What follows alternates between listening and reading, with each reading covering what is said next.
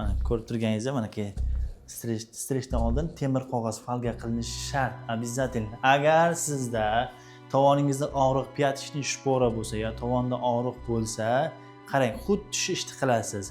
Qizdiruvchi kremni olasiz, tovon qismiga, ya'ni shpora qismiga surasiz, yaxshilab. Undan keyingi holat, karamni yaxshilab uttuklaysiz, dazmollab va ustidan o'rab, ustidan folgani o'raysiz. Nima uchun folga? Issiqlikni ushlab turish uchun.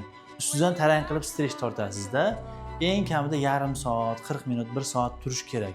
Bu holatdan keyin oyoq qizib, bo'shashib, yumshab qoladi va osteofitlar erishdi, tuzda, ya'ni tuz qatlami erishdi boshlaydi.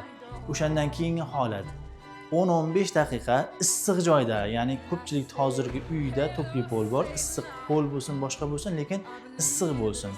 Yurasiz, 10-15 daqiqa tovon bilan yurasiz, tovonlab. Va har kuni bir mahal bu ishni bir hafta davom ettirasiz. Tovondagi piyatishni shpora uchun juda ham foydali.